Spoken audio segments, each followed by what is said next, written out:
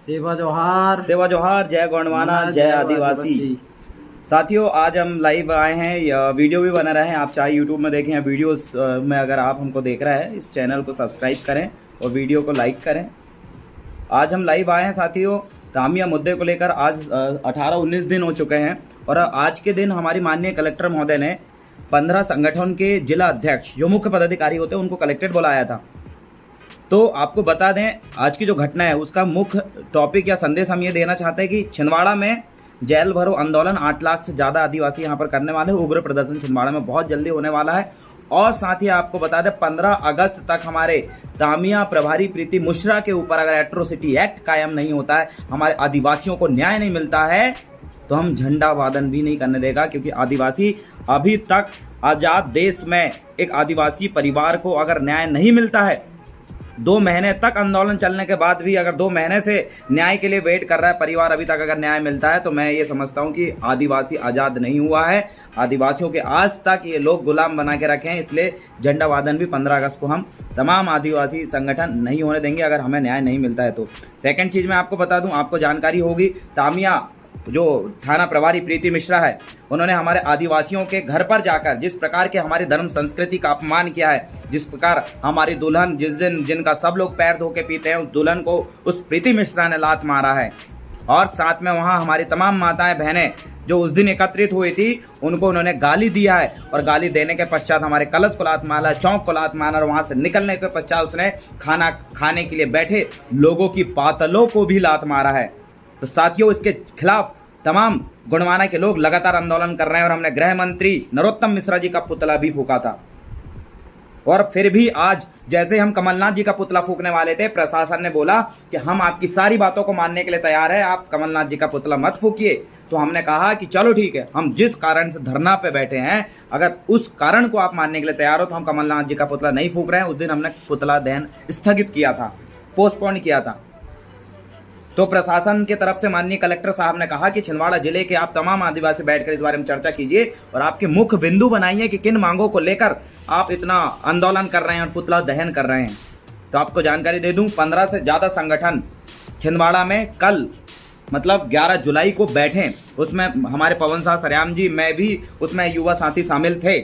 और वहां पर बैठे तो सभी लोगों ने 6 बिंदुओं को डिसाइड किए। हमारे पवन साह सरेआम जी जिनको बताएंगे, आप लेके आना पर्चा। तो मैं आपको बता दूं, 6 बिंदु डिसाइड किए, तमाम लोगों ने चर्चा करके। उसमें बीजेपी का आदिवासी था, कांग्रेस का आदिवासी था, गोंडवाना पार्टियों का आदिवासी था। तो उसमें तमाम संगठन, छिंदवाड़ा जिले के तमाम आदिवासी उसमें शामिल थे। लेकिन सबसे बड़ी दुख की बात यह है कि उसमें भी कुछ लोग जिनको हम लोगों ने इन्वाइट किया था, हमारे आदिवासियों का जो प्रतिनिधित्व कर रहा है अभी वहां पर तामिया में धरना का जो प्रतिनिधित्व कर रहा है माननीय झमकलाल सरेआम जी ने, और हमने तमाम लोगों ने इनवाइट किया था। कुछ ऐसे लोग वहां पर नहीं आए। उन लोगों को मैं कहना चाहता हूं कि छिंदवाड़ा जिले में सामाजिक बैठक रखी थी और आप लोग क्यों नहीं आए। बीजेपी के कुछ उच्च नेता, जिनका नाम नहीं लेना चाहूंगा, उनको पता है कि कौन नहीं आया 11 जुलाई की बैठक में। पूरा संगठन उपस्थित था, गोंडवाना महासभा से लेकर तमाम संगठन हमने देखा, सभी लोग उपस्थित थे। उसमें मुख्य रूप से जवाहरलाल प्रतिनिधि, झमकलाल सरेआम जी, प्रहलाद कुशर, नेपाल सिंह उइके जी, AS उइके जी, विजय सिंह कुशरे जी, महेश सराठी जी, तमाम जो है बीजेपी कांग्रेस से भी जुड़े हैं लोग उस दिन सामाजिक बैठक में उपस्थित। बालाराम प्रतिनिधि, इंद्रभान साह उइके जी, कलीराम कवरेती, सुनीता सरेआम जी, विनीता उइके जी और इनके साथ तमाम पदाधिकारी वहां पर उपस्थित थे। लेकिन कुछ लोग और हैं, जो लोग उस दिन की 11 तारीख की मीटिंग में क्यों नहीं आए। हम उनसे सवाल करना चाहते हैं, क्या वो आदिवासी नहीं है?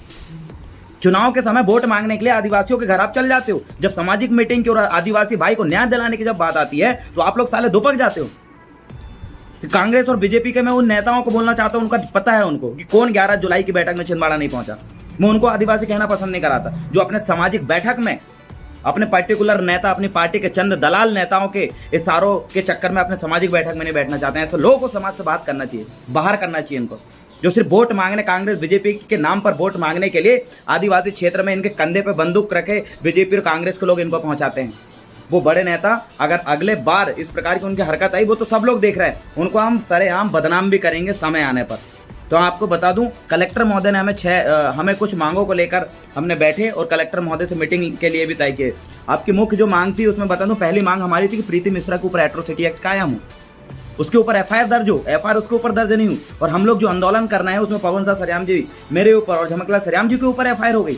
और उसमें भी FIR कहां से हुई आप देखिए, 269, 270, 107, 116 और उसके साथ साथ 188 की कार्रवाई हमारे ऊपर इन लोगों ने करे हैं। और हमारे निर्दोष आदिवासी भाई, उसमें कॉलेज वाले विद्यार्थी भी थे, उन लोगों को भी प्रीति मिश्रा के माध्यम से, गुंडों के माध्यम से वहां से उठाकर जेल में भरा गया। 1 महीने उन लोगों के इन लोगों ने मारे थे।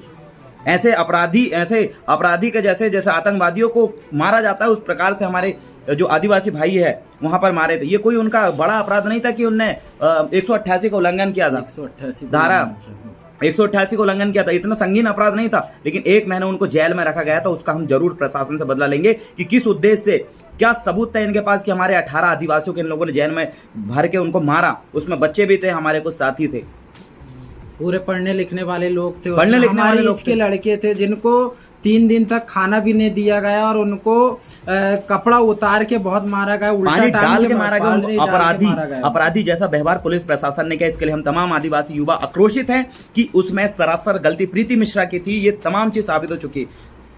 वहां उपस्थित माननीय हम कहें तहसीलदार महोदय, उनकी बिना अनुमति के प्रीति मिश्रा अंदर गई और पीछे से अंदर गई और उन्होंने ये तमाम कृत्य किया जो हमने आपके सामने बताया है। उसका उद्देश्य अगर उन पर हमला, अगर अपमान करना नहीं था तो मुझे बताइए, पॉइंट टू पॉइंट बारी से उनने हमारे आदिवासियों के ऊपर अपमान किया है।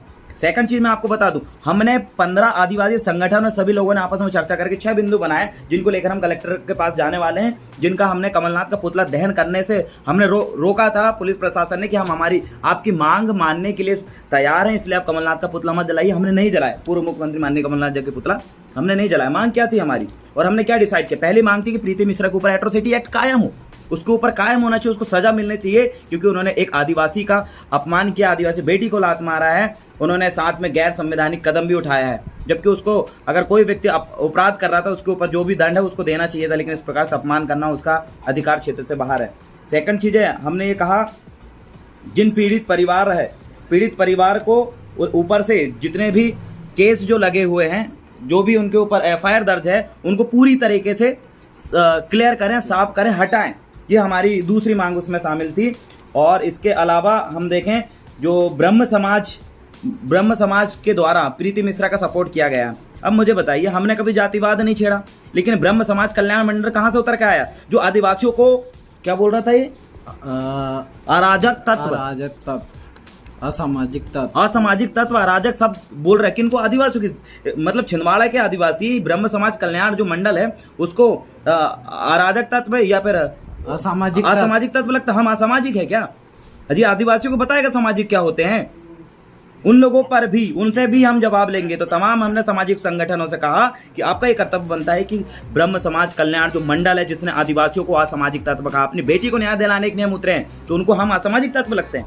प्रीति मिश्रा के पक्ष में उतर गए, मतलब जातिवाद को बढ़ावा दे रहा है। हमने जातिवाद को बढ़ावा नहीं दिया है। प्रीति मिश्रा को सिर्फ हमने थाना प्रभारी कहा, ये नहीं कहा कि वो ब्राह्मण की बेटी है, उच्च जाति की बेटी, हमने बिल्कुल नहीं कहा। लेकिन इन लोगों पर भी कार्रवाई हो जिन्होंने हमें असामाजिक तत्व जैसी भाषा का वो किया है। और इसके साथ साथ प्रशासन को हमने ये कहा कि फिर से निष्पक्ष उसकी जांच हो, और जांच कमेटी में हमारे आदिवासी भाई शामिल हो, क्योंकि हमने इनकी जांच करने, इन लोगों ने जांच किया, इनको एक जांच कमेटी, माननीय कलेक्टर महोदय ने, एसपी साहब ने ये कहा था, विवेक अग्रवाल सर ने, कि एक जांच कमेटी हम बैठाएंगे, उसकी पूर्णतः जांच करेंगे। उस जांच कमेटी के जो अध्यक्ष हैं हमारे संजीव कुमार उइके जो एडिशनल एसपी थे। लेकिन बहुत दुख की बात है कि साथियों, वो जांच कमेटी बनी, उन्होंने जांच भी करी, लेकिन आज तक उन्होंने हमारे सामने जांच रिपोर्ट तक प्रस्तुत नहीं किया कि आखिर किसका क्या बयान दर्ज किया है। उन लोगों ने जिन 18 लोगों को उठा के ले गए थे, हमारे भाइयों को उठा के ले गए थे, वो सब साथी बाहर थे और अंदर हल्दी लग रही थी, वहां पर महिला थी, उन्होंने महिला का बयान नहीं लिया था। जो भी हरकत हुई प्रीति मिश्रा ने, जो भी एक्टिविटीज और जो भी अपमानजनक हरकत हमारी, क्या वो लात मारने बात हो, या कलश को लात मारने वाली बात हो, या चौका पे लात मारने की बात हो, या जूते पहन के घुसने की बात हो, ये तमाम चीजें अंदर की घटना है। उन्होंने महिलाओं का बयान नहीं लिया, सिर्फ उन 18 लोगों का एक तरफा बयान लेकर उनको 1 महीने के लिए जेल में डालकर उनको पीटा है। आतंकवादियों जैसा व्यवहार उन्होंने किया, जो इतना संगीन अपराध उन्होंने नहीं किया था। पुलिस प्रशासन पे पूरा आदिवासी समाज आक्रोशित है। अगर इसमें कार्रवाई नहीं करेगा तो हम आपको पुनः बता रहे हैं, जेल भरो आंदोलन, पूरा 8-10 लाख से ज्यादा आदिवासी जेल भरो आंदोलन करेंगे, उग्र प्रदर्शन करेंगे, और आने वाले 15 अगस्त को भी हम झंडा नहीं फहराने देंगे, क्योंकि जब तक हमें न्याय नहीं मिलता, भारत देश आजादी के समय भी आज आदिवासियों को न्याय नहीं मिलना, ये हमारे लिए बहुत शर्म की बात है। और साथियों में हम यही बताना चाहते हैं, आज हम इन्हीं मांगों को लेकर माननीय तहसीलदार महोदय के पास गए थे, लेकिन तहसीलदार महोदय मानने को तैयार है ही नहीं। उनका कहना है कि प्रीति मिश्रा एक बच्ची है, प्रीति मिश्रा एक लड़की है, उसके ऊपर दया करो। अरे ऐसा थोड़ी नहीं यार, उन लोगों का क्या अपराध था जिन 18 लोगों के इतने बारे मार कुटाई करने वाले। मार कुटाई तो हुई नहीं, उनके पास वीडियो में तक नहीं है कि उसमें मार कुटाई हुई हो। मैं ये कहना चाहता हूं कि जिन 18 लोगों को इन्हें देखा उनमें इनको बच्चा नहीं दिखा, ये प्रीति मिश्रा में उनको बच्चा दिखने लगा। ये दोगलापंथी भी हम बिल्कुल नहीं सहेंगे और इसके लिए भी हमने माननीय एसडीएम साहब को ये कहा कि आप अगर हमारी मांग नहीं मान रहे तो हम जा रहे हैं माननीय, हम हमारा जो भी रणनीति बना है हम लगातार अपने काम को अंजाम देंगे, न्याय के लिए हम लड़ेंगे।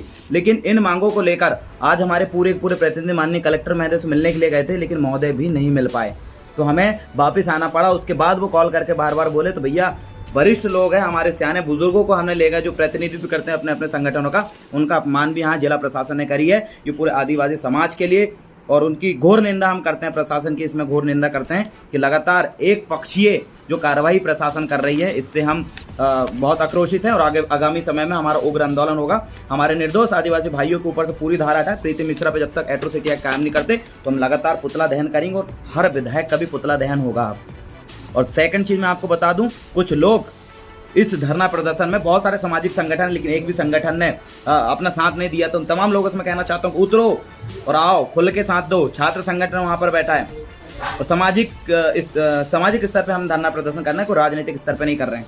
तो सगा साथियों, जितने भी लोग वीडियो देख रहे हैं, आप लोगों से मैं निवेदन करना चाहूंगा कि आपके क्षेत्र में कोई भी अगर अन्याय अत्याचार होता है तो आपको लड़ना पड़ेगा। जरूरत है तो ये देवरावन गौंड और पवनता सरियाम दोनों हम पहुंचेंगे।